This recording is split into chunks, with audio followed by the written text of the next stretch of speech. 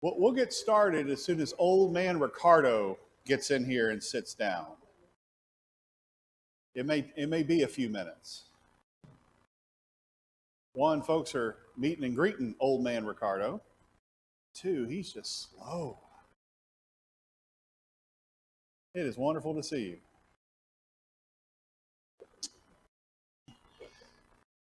This morning we are going to be in Matthew chapter 2 for most of our class, if you'd like to turn there. Matthew 2. We're just getting going looking at the ministry of Jesus. In fact, we haven't even gotten to his ministry. He is still a young child in the material we'll be looking at today.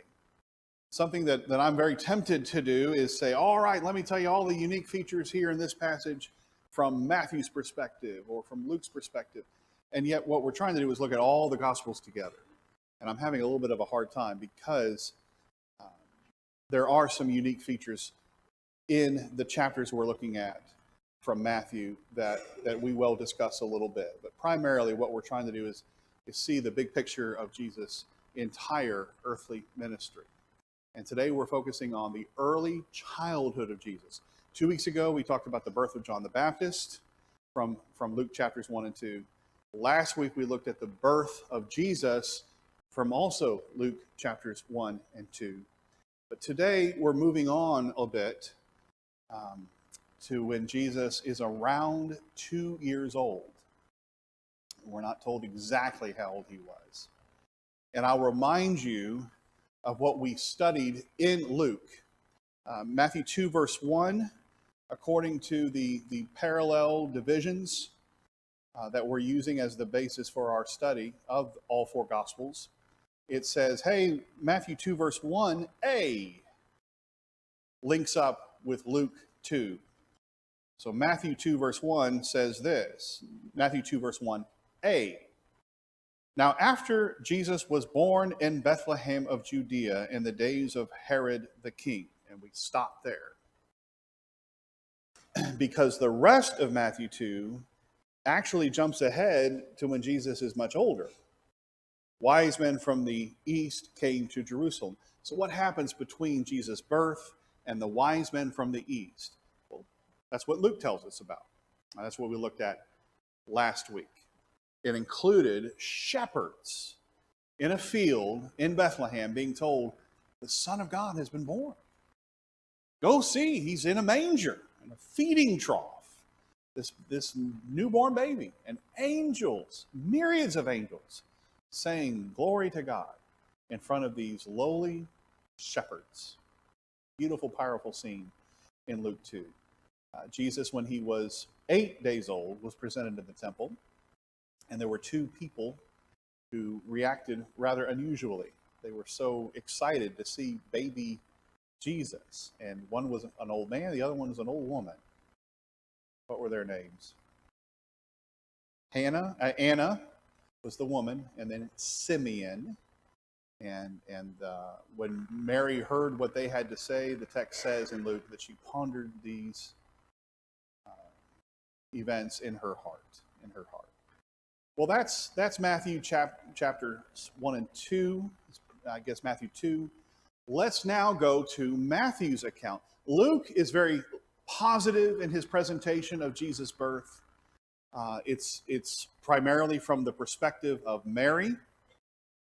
But then we come to Matthew's account, and it's much darker because you have a villain right off the bat who wants to kill Jesus. That's not mentioned in Luke's account, but it is here. In Matthew chapter 2, we already read verse 1, but let's take a look again. Now, after Jesus was born in Bethlehem of Judea in the days of Herod the king, behold, a lot of time going forward here, but you have wise men from the east who came to Jerusalem saying, where is he who has been born King of the Jews? For we saw his star when it rose and have come to worship him. When Herod the king heard this, he was troubled, and all Jerusalem with him. And assembling all the chief priests and scribes of the people, he inquired of them where the Christ was to be born. They told him, in Bethlehem of Judea. For so it is written by the prophet, and you, O Bethlehem, in the land of Judah, are by no means least among the rulers of Judah. For from you shall come a ruler who will shepherd my people Israel. I'm going to pause there for just a moment. Matthew chapter 2, verse 6 is a quotation of what? Micah, the prophet, 700 years before Jesus. Micah chapter 5, verse 2. And it's interesting that Herod the Great is able to say, where is the Messiah supposed to be born? Oh, Bethlehem of Judea. Where was Jesus from, though? Where were his parents from? Nazareth. Jesus is called a Nazarene. He did live eventually in Nazareth, but that's not where he was born. Why were they in Bethlehem in the first place? Because of a census that had been set up by Caesar Augustus, of all people. Now, was Caesar Augustus saying to himself, I need to help fulfill Bible prophecy about the Messiah, so I'd better set up this census? Well, no, but that's definitely how it all worked out, and that's something that's quite remarkable. Yeah, I need taxes. I need tax revenue here. I need to know who's from where and who's here and all that good stuff. They've been doing that for thousands of years, haven't they? Who are these magi? Who are these wise men from the east? We don't know much about them. But what do you think they are ethnically? Are they Jews or are they Gentiles? You think they're Gentiles. If you are not a Jew, if you are not a direct descendant of Abraham through Isaac and Jacob, then you are a Gentile. The word Gentile simply means nations. It's everybody who's not a Jew. These are Gentiles coming to worship the Jewish Messiah. Don't lose sight of that. Yes, Jesus focused on the Jewish people throughout his ministry, but he always had all nations, all peoples in mind. And we will not forget that as we go through our study.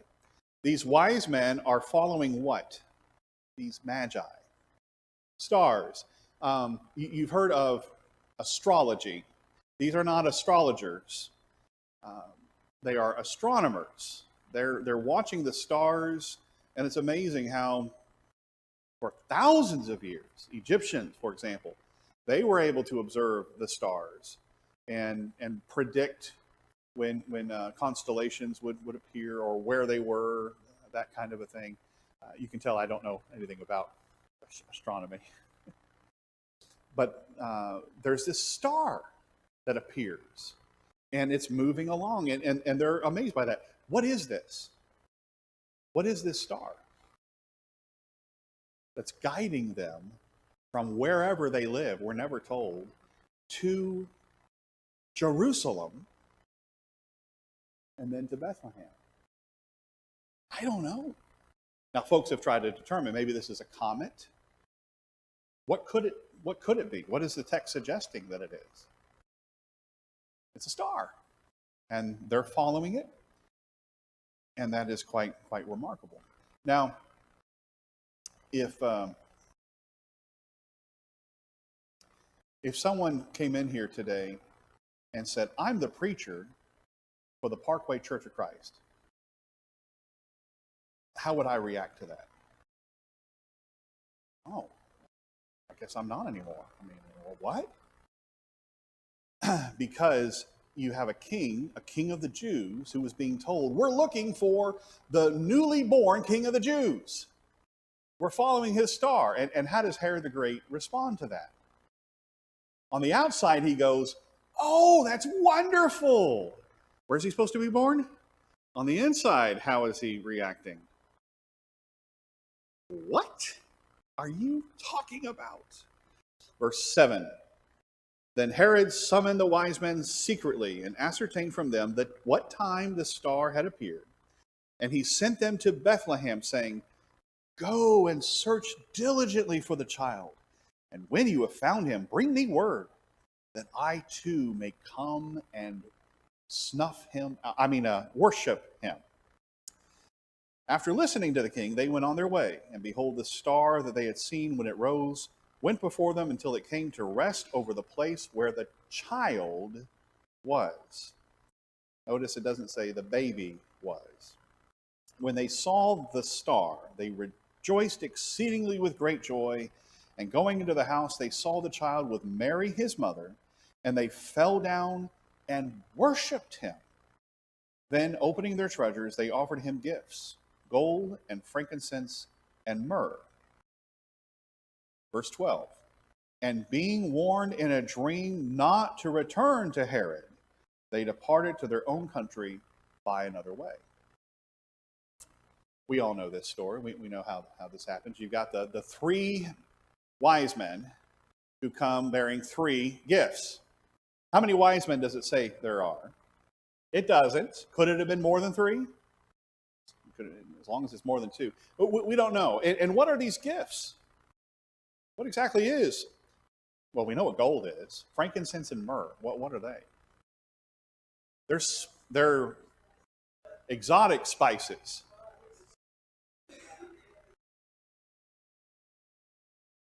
Okay, yeah, it has lots of uses, but yeah, that is one of them. And so what are you suggesting? It's foreshadowing Jesus' death, and that's a possibility. I wouldn't put it past Matthew to do something like that because he does a lot of creative things that way. Of course, they say there were three magi, and they even have names for them. I don't remember what they are, but the Bible doesn't tell us that. What is significant about the visit of the magi? What is it? Why does Matthew include these? I think in large part because it's showing us the Gentiles who have come to worship him. Mark, Luke, and John don't even mention these guys. But Matthew says, hey, this is something I want you to know about, the visit of the Magi. And you've got these Gentiles coming to worship Jesus. And then what we're going to see next is Joseph and Mary flee to Egypt. You think that gold might have come in handy to finance that trip? We don't know. That is speculation. But they're not rich folks. Maybe of all things, these spices help them. These gifts help them financially. And then a dream. Who is the one informing the Magi to not? God is. And what you often have is the divine passive, where something happens to someone or someone does something to someone, and it's the implication is God. And being warned by God in a dream, you could say, but it doesn't. It just says being warned in a dream. Well, obviously this is from God. Okay, it actually fills in that concept there.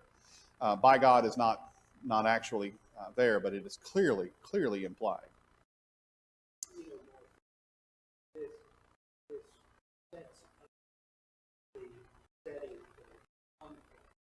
Exactly.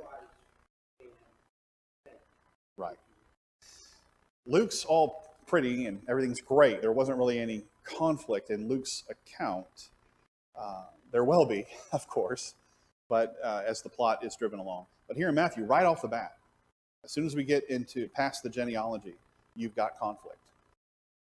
Because Jesus is going to constantly be butting heads, not just with Rome, but also with the religious leaders, the political machinations of Palestine, as it's called. All right. Well, let's go on to the next section here.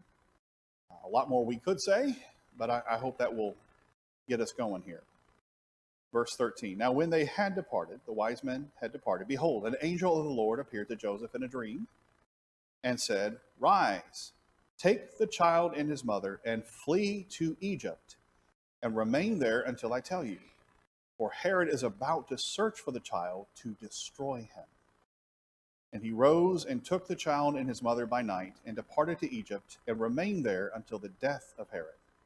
This was to fulfill what the Lord had spoken by the prophet, Out of Egypt I called my son.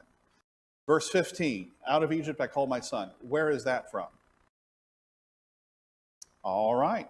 If you have a center column reference, that will be very helpful to you, so you don't have to memorize it. But Hosea chapter 11, verse 1. And so Matthew is presenting here, Jesus is fulfilling prophecy even as a child, as an infant.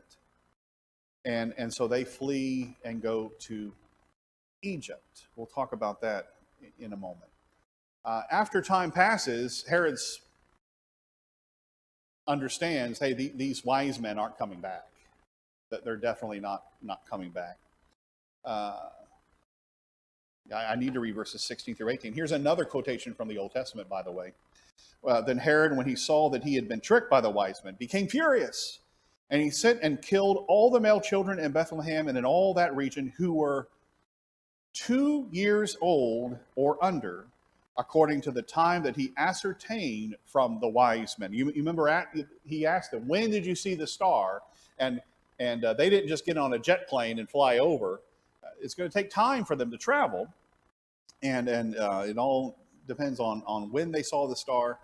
But the children being slaughtered in Bethlehem, according to Matthew verses 17 and 18, this is fulfillment. Matthew chapter 2, verses 17 and 18, this is a fulfillment of the words of Jeremiah, he says. Then was fulfilled what was spoken by the prophet Jeremiah. A voice was heard in Ramah, weeping and loud lamentation. Rachel weeping for her children. She refused to be comforted because they are no more. So that's now the third explicit quotation from the Old Testament that Matthew has included. For those of you keeping score at home, and I'm keeping score. I want us to keep light of that. And this is actually the fourth. I'm not doing a very good job counting because chapter 1 has one in verse 23. So this is actually the fourth quotation, and there's going to be one more in chapters 1 and 2 of Matthew. A bunch of quotations. All right, why did Herod have all the children in Bethlehem 2 years old and under killed?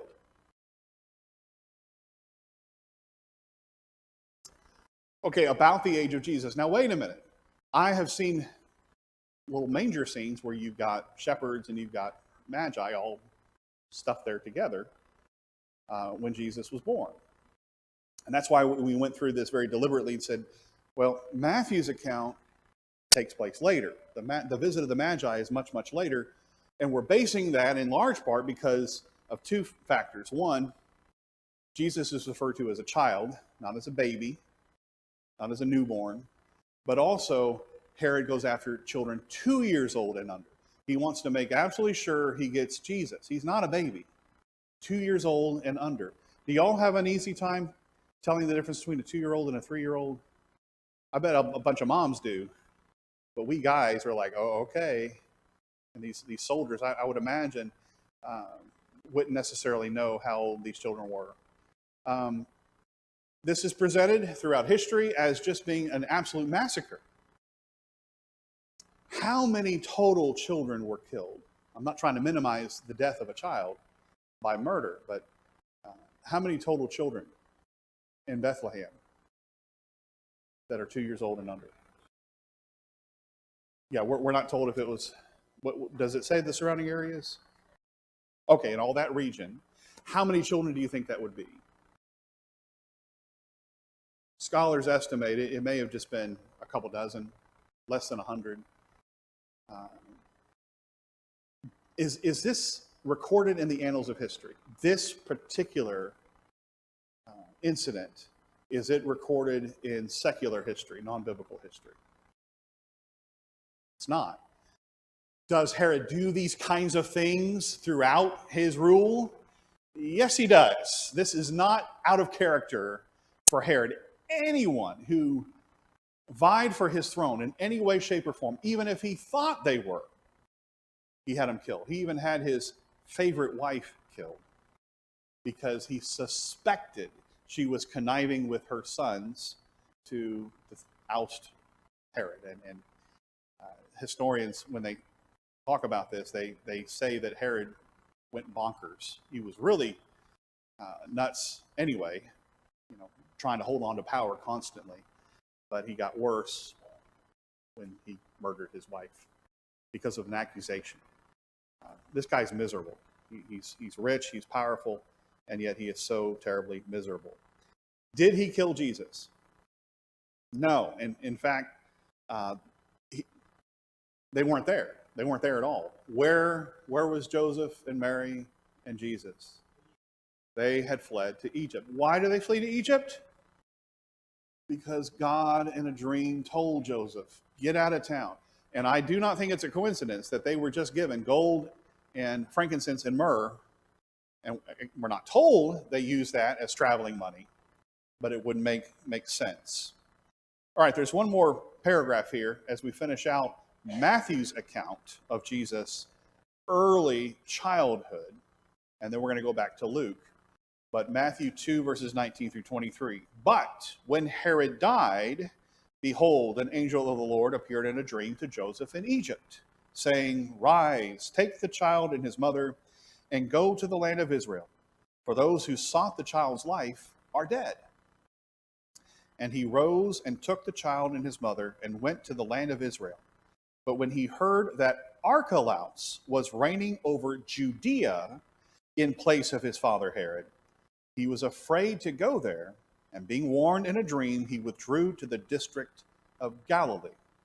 And he went and lived in a city called Nazareth, so that what was spoken by the prophets might be fulfilled, that he would be called a Nazarene. So here we go again, fulfilling Scripture. And look carefully at verse 23. Where is the quotation from that says in the Old Testament, the Messiah shall be called a Nazarene? Okay, Isaiah,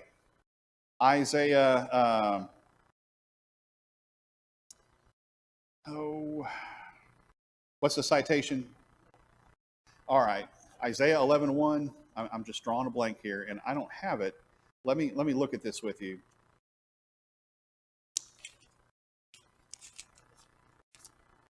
Okay, we will talk about that in just a moment.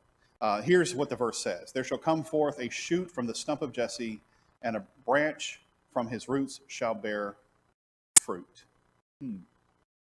That doesn't sound like he shall be called a Nazarene, does it? Man? What does Nazarene mean? Branch. And what I will tell you is that Nazarene does not mean branch, but it sounds like the word. And what Matthew is doing is using possibly Isaiah 11 verse 1 to tell us about Jesus being from Nazareth, but at the same time he is saying he is the shoot, the branch from this stump of Jesse. We'll talk about that in a minute. Maybe we'll run out of time and I won't be able to. Oops, I didn't highlight these verses here. Matthew 2, 19 through 23.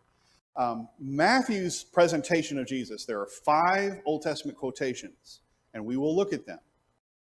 But I'm also trying to continue our conversation about how Matthew and Luke work together. And we'll look at Luke. We'll go back to Luke here in just a moment. I showed this last week. I'm going to show it again. Mary and Joseph were in Nazareth. That's where they lived. And so they're in Judea. They're in Galilee. So Palestine, as it's called by the Romans, Palestine has 3 regions. The northernmost region is Galilee, and Galilee at this time is its own country. You have in the middle Samaria. That's where the northern kingdom of Israel used to be, and its capital was called Samaria. They were defeated by the Assyrians in 722 BC. 722 BC. And then you have Judea, where Jerusalem and Bethlehem are, that southernmost region. So there's these 3 regions.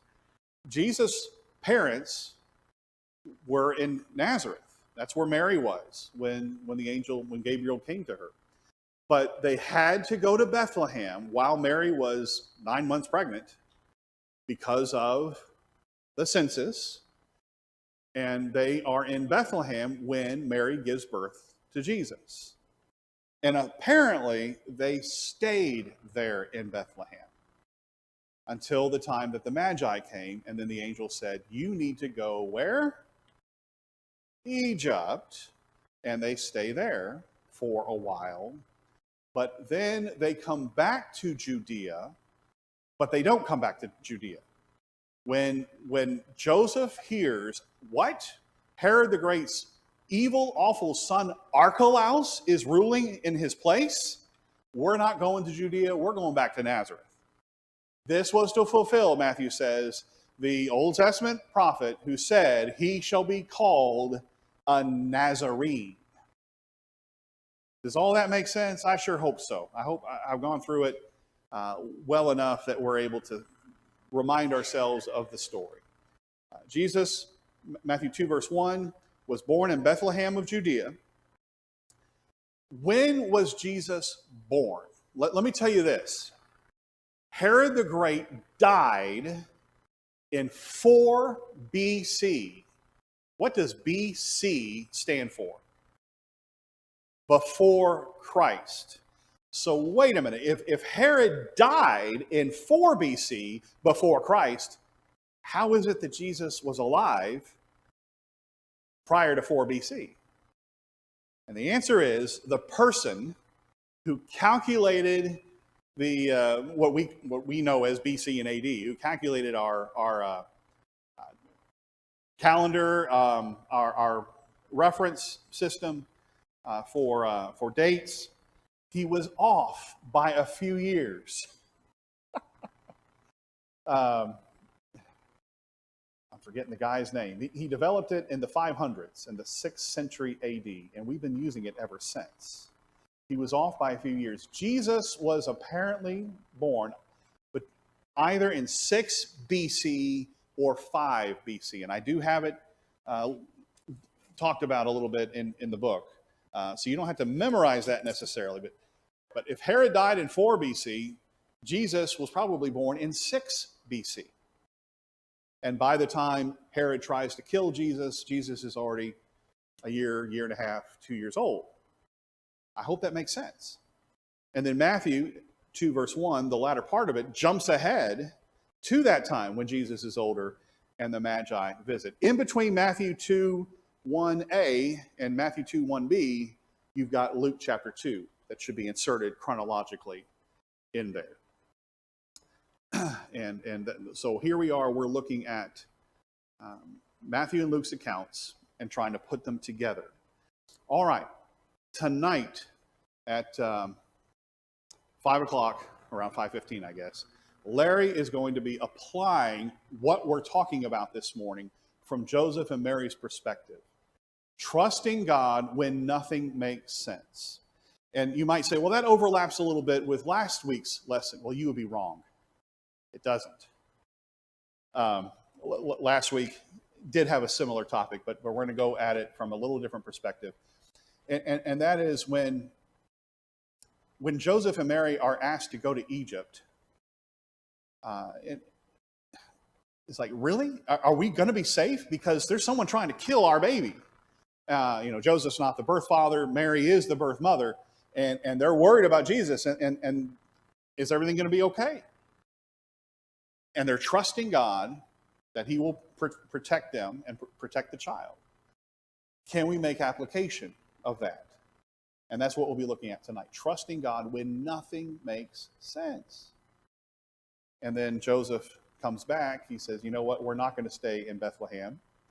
We're going to go on back to Nazareth, which is not as heavily, at that time it was not ruled by Archelaus.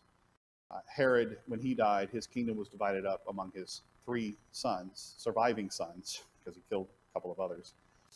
And Herod Antipas ruled Galilee. All right, I hope you'll come back and participate in that study tonight. All right, I've been teeing up, talking about these 5 Old Testament passages in Matthew chapters 1 and 2. Matthew chapters 1 and 2. And here are the 5 and the quotations. And look at that bottom one there. I put a dash for the Old Testament citation. But yeah, it's Isaiah 11 verse 1 that's often cited as being the quotation. So let's talk about these for a moment. A male son being born in a time of crisis. The context of Isaiah 7 verse 14 is that the king of Judah a bad king of Judah, Ahaz, is being threatened by Israel in the north and Syria. So he's his own independent nation, his own kingdom, Judah, and he's terrified that his enemies are going to come and wipe him out. And Isaiah says, that's not going to happen. I'm going to give you a sign. And what he talks about is a woman giving birth to a son. And Matthew takes that and he says, Jesus is the fulfillment of that. Now, when Isaiah is talking about a child being born in the days of Ahaz, I mean, we're talking good 700 years before Jesus. How comforting would it have been to Ahaz, the king, to know, oh yeah, in 700 years from now, after I'm long dead, a child will be born of a virgin. He needed assurance in his day. But Matthew says, while that may be true, that this Isaiah 7:14 prophecy helped out Ahaz and Isaiah in their day, it's really looking toward Jesus. I don't have a problem with that. That's what Matthew has done here. He has said, we're gonna take this prophecy that applied to Isaiah in his day and show how it's really ultimately pointing to Jesus. Can prophecies have double fulfillments in that way? Can passages in Scripture talk about one situation, but then find application in another situation? There's a term that's often used these days in the last 30 or 40 years, intertextuality, where you've got passages in the Old Testament that the author never intended to be used later. For example, Genesis 22, the sacrifice of Isaac. That was a specific situation for Abraham, the testing of his faith. Okay. But how does it parallel God and Jesus? You take your son, your only son whom you love, Isaac, and you're going to sacrifice him. And they travel 3 days to the mountain. And Abraham pulls out the knife. He's going to kill his son as a human sacrifice. And God says, no, stop. And he stopped and says, now I know that Abraham is faithful. How does that apply to Jesus? God and Jesus in the New Testament. God allowed his son to be sacrificed, only this time the knife wasn't stopped. Another interesting detail is Jesus was in the tomb for 3 days, and it took 3 days for Abraham to travel. I don't know if that's important or not. But isn't it interesting, fascinating how Genesis 22 finds application in Jesus? How about the Exodus from Egypt itself? The Israelites are enslaved. They cry out for a deliverer. That deliverer comes, Moses, and they reject him. But he delivers them anyway. And after they cross through the Red Sea, they start heading toward the Promised Land. How does that apply to us as Christians? Well, Paul helps us out in 1 Corinthians 10. We are enslaved not to physical enslavement, but spiritual enslavement to sin. We cry out for a deliverer. That's what people did. And God sent them a deliverer. Not Moses this time, but who? Jesus. They send Jesus. Jesus is rejected, but he delivers them anyway. And they cross, not through the Red Sea, but they cross, as Paul says, through baptism. And after that, where are we heading? After we're baptized, what is our ultimate goal? The Promised Land. Is that a valid application of the Exodus to our lives?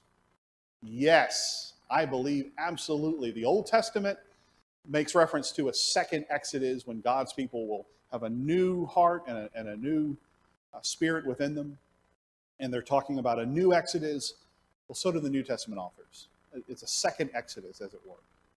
That's a lot of work to talk about how Isaiah 7:14 applies to Jesus, because it doesn't, and yet it does. And we're going to look at the others here very quickly. But I see a hand, Ricardo.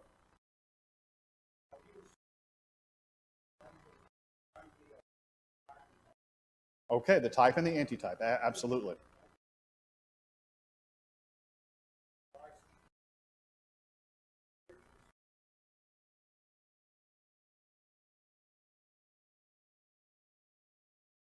Okay. Matthew 2, verses 5 and 6, quoting Micah 5, verse 2. It's a little more direct. Did you have a hand up? Okay. Got to be careful. Don't be scratching your ear. The Davidic king will arise from Bethlehem. That seems to be a much more straightforward quotation, where Micah is talking about the future Messiah. For the sake of time, I'm going a little more quickly. Hosea 11, verse 1. What is Hosea 11:1 about? What is it actually about? Is it about how God is going to call Joseph and Mary out of Egypt, call his son out of Egypt? This is what it says in Hosea 11, verse 1. When Israel was a child, I loved him, and out of Egypt I called my son. All right, what'd you say? Okay. But wait a minute. In Hosea 11, verse 1, it's not a son, it's not a person, it's an entire nation that is called out of Egypt. And, how does that apply to Jesus? He's a descendant of the Israelites, but he also is in Matthew's gospel in particular, he is presented to us as the representative of the entire nation. He is Israel embodied, God's covenant people. And he for example, what we're going to see in the temptation of Jesus, Jesus is going to be in the wilderness for 40 days. The Israelite nation under Moses were in the wilderness for 40 years. And while they wandered in the wilderness, they were tempted, weren't they? They had various temptations. And how did the Israelites do in the face of their temptations? They failed miserably. What about Jesus? He triumphed magnificently with all of his. Are there some parallels there? Is Matthew trying to show us how Jesus is the perfect Israelite nation embodied? I think the answer is yes. And I'm not presenting it with a lot of detail. Rachel cries in Jeremiah 31. Well, let me go back to Jeremiah 31. Jeremiah 31, verse 15. Thus says the Lord, a voice is heard in Ramah, lamentation and bitter weeping. Rachel is weeping for her children. She refuses to be comforted for her children because they are no more. What is Rachel weeping about? Rachel is the mother of Joseph. Joseph is the father of Ephraim and Manasseh. Those are northern tribes that were carried off into Assyrian captivity. But then look at verses 16 and 17. Thus says the Lord, keep your voice from weeping and your eyes from tears, for there is a reward for your work, declares the Lord, and they shall come back from the land of the enemy. There is hope for your future, declares the Lord, and your children shall come back to their own country. And we'll stop there. When Matthew is quoting from the Old Testament, is he just going, oh, yeah, that verse kind of fits. I think I'll apply that here, and he writes that down. Or is Matthew writing by inspiration, and he knows the context of Jeremiah 31, verse 15. He knows that this is a passage that is ultimately about hope, about God's people being able to return. Yes, there's crying as Rachel, she's dead. I mean, she's long since dead. But Rachel, as it were, sees her children being carried off into Assyrian captivity, and she's crying about it. But then there's hope, a message of hope here. Well, in a sense, you've got weeping, of course, over children being killed in Bethlehem. But there's still hope. Why? Because the Messiah has not been killed. He's still alive. And then this final one, you do not have an Old Testament passage that says, he shall be called a Nazarene. And that makes us scratch our heads and go, what? But I think he is referring to, and I should change this. I should put Isaiah 11, verse 1. The word for branch sounds like the word for Nazarene. Netzer is how the vowels are formed. Natzer would sound similar to Nazarene. So this is not a direct quotation. But in the context, the passage is about the stump of Jesse that has been cut. Who's Jesse? The father of David. The monarchy of David has been hewn down by the Babylonians. They defeated the southern kingdom of Judah. That dynasty has come to an end, and yet it hasn't, according to Isaiah 11, verse 1, because there's a shoot that comes out of that stump. And what is that branch going to do? What is that shoot, that netzer going to do? It's going to grow and grow and grow and bear fruit. And who out of the ashes arise Jesus, as it were, from the throne of David that was cut down. That's what Isaiah 11 is talking about, the Messiah. And Matthew is saying, let me tell you, folks, I want to bring that in here in a very creative way to show that Jesus is from Nazareth. And at the same time, he is also the future. He is the branch, the fulfillment of Isaiah 11, verse 1.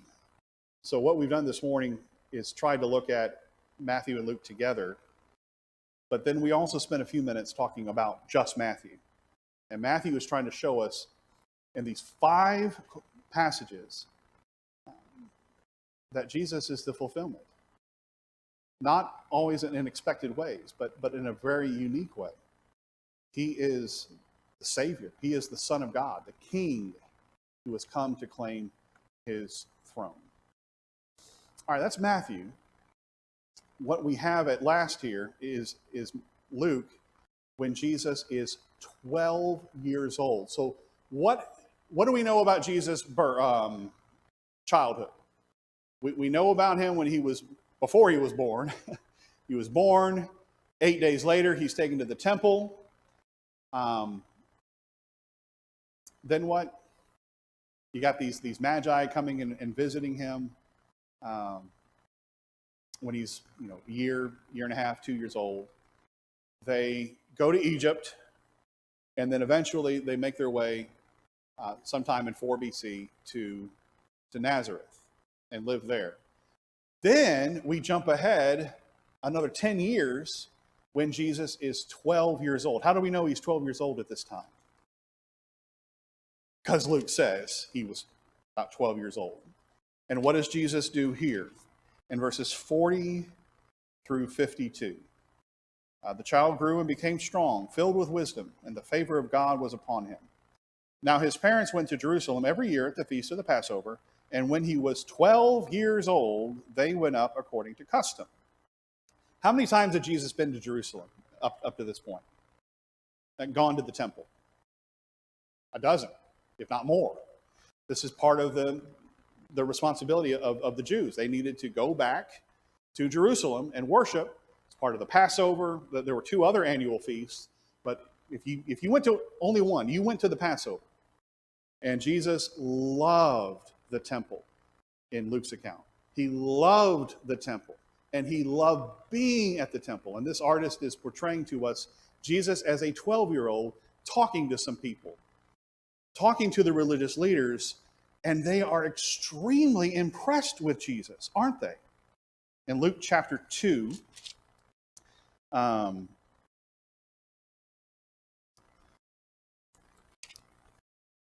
right.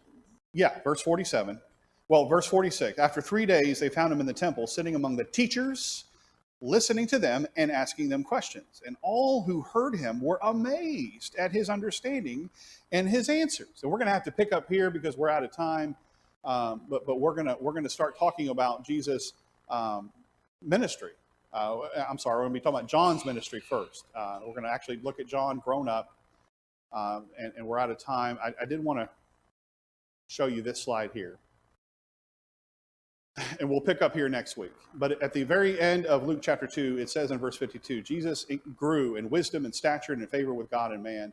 Look at that verse from 1 Samuel 2, verse 26, talking about Samuel as a young boy. He grew in stature and in favor with the Lord and also with man. Is Luke comparing Jesus to Samuel, or is he just saying some nice things about Jesus? What do you think? We'll talk about it next week a little bit. But our focus is going to be on John the Baptist and his ministry. All right, tonight, application. Trusting God when nothing makes sense. Like Marc's class. Maybe